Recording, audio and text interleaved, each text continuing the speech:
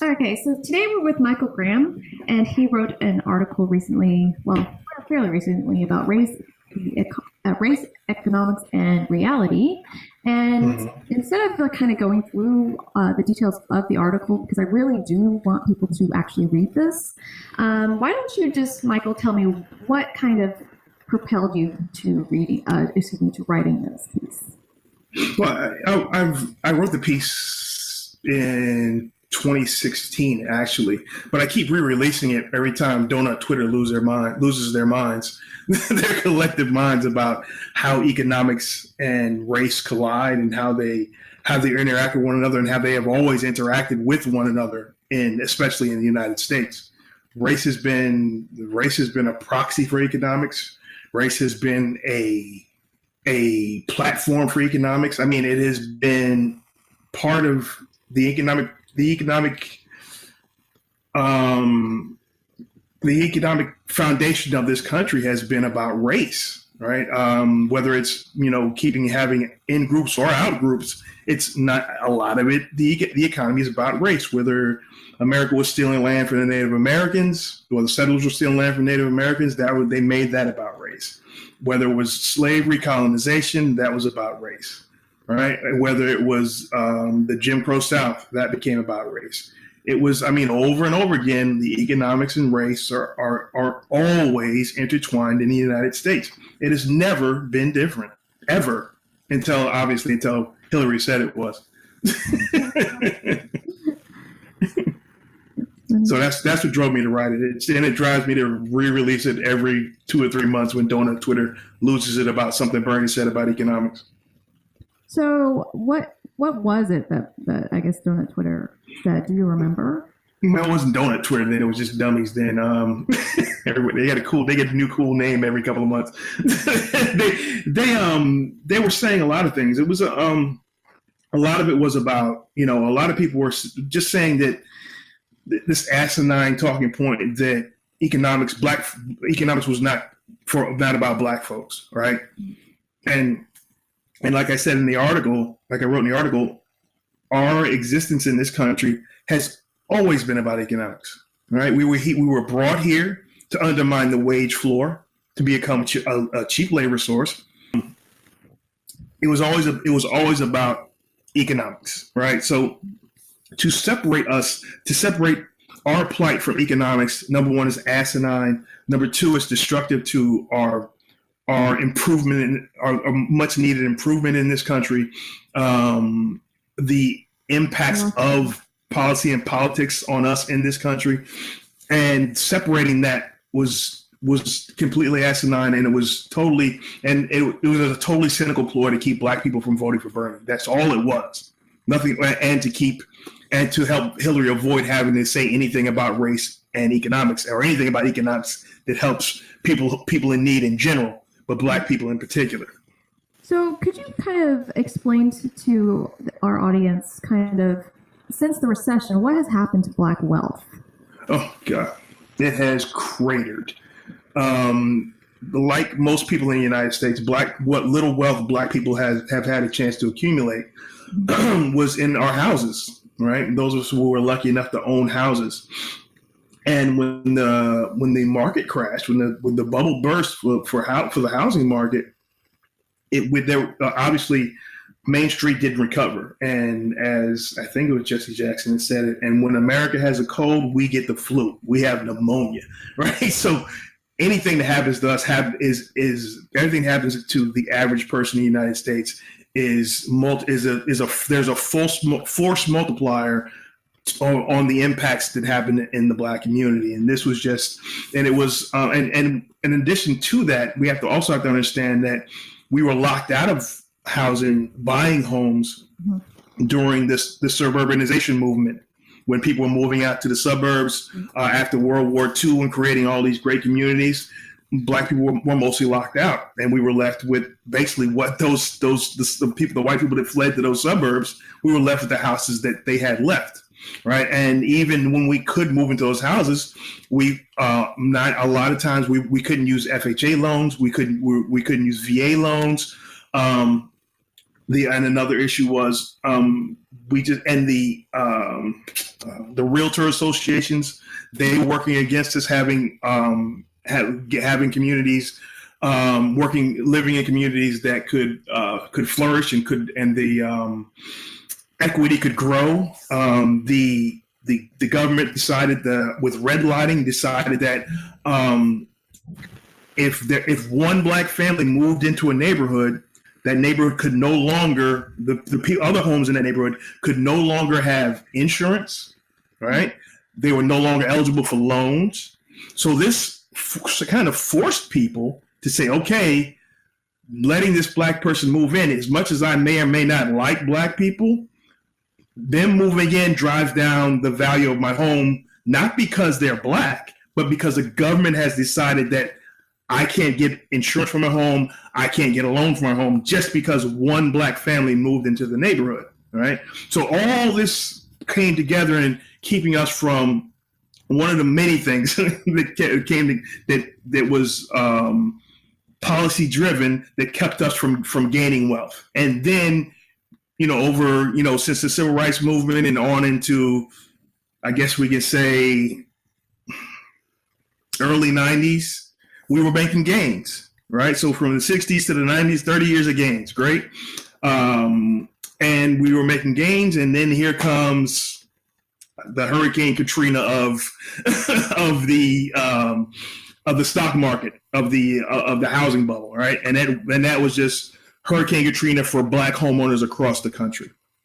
So, and that helped, that along with the lack of remedy from the latter end of the Bush administration and the entire Obama administration, the lack of remedy for the average family, and in particular black people. Even with the hemp programs, was it hemp? Whatever it was, those programs to try to push banks to redo the loans at more of at a better rate because the houses were underwater, right? The value of the home was lower than the value of the loan, right? So you have all these things are topsy-turvy, and under Barack Obama's watch, whether you blame him or not is irrelevant. It was under his watch. And he could have done something. He could have forced the banks to do the right thing and start writing down these loans and try to heal the community and all these other great things that could have been done. But it was a mess. So our wealth plummeted, absolutely plummeted. What would be a good solution now? One of the things that could be done now that a lot of people aren't talking about, I think the stat is for every homeless person that we know of in the United States, there are like 6 empty houses, right? So this is an excellent time for a renewal program for many of these neighborhoods that are falling apart, right? Fair loans for people to buy these homes, not for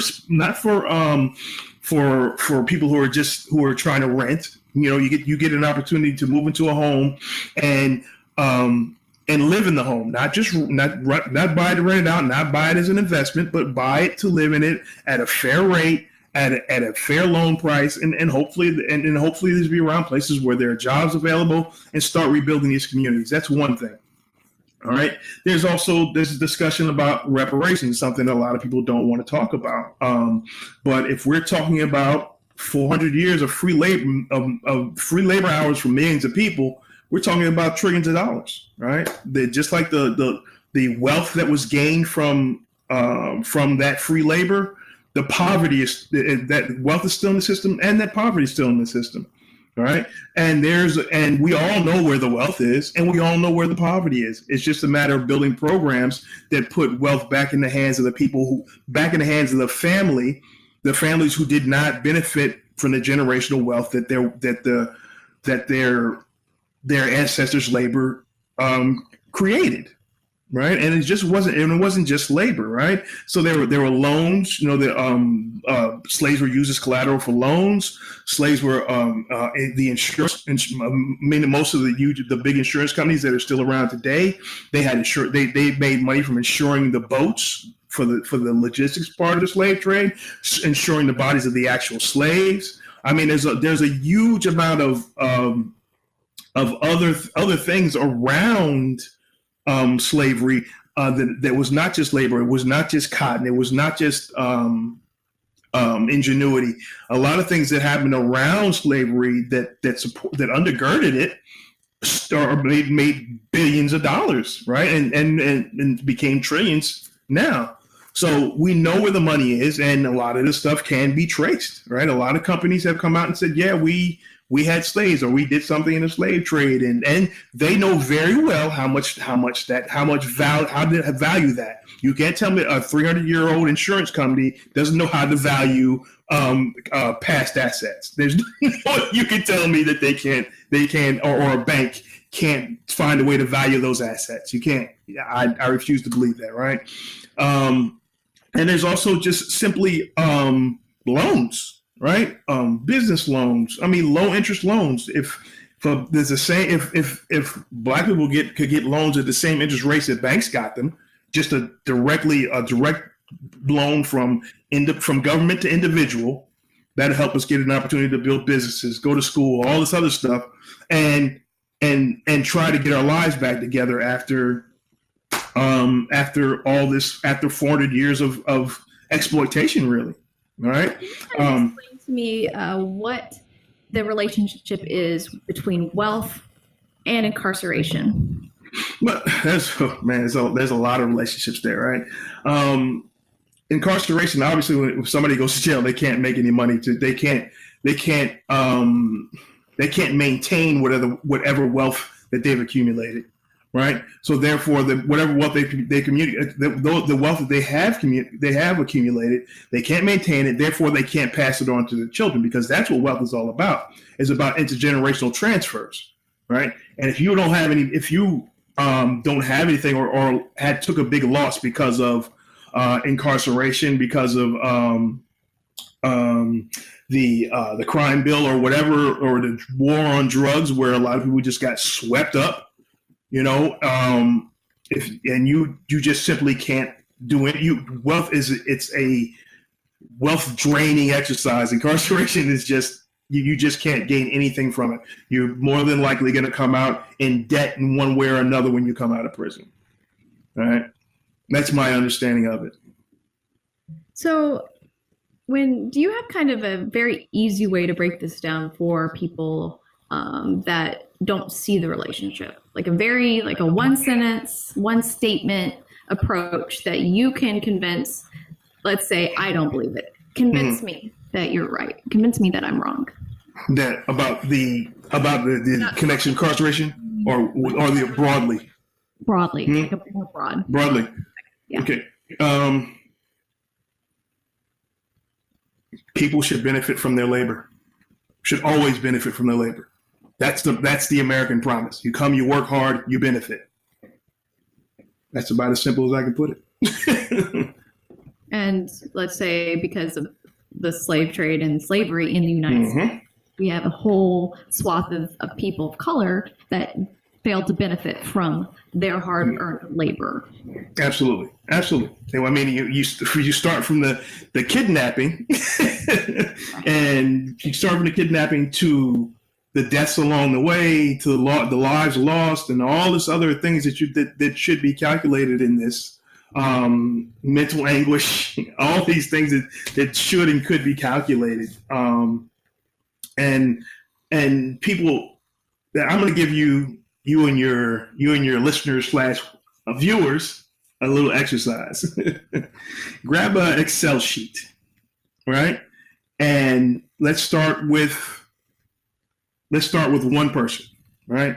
One person works, let's say, 10 hours. So can't see, as I used to say.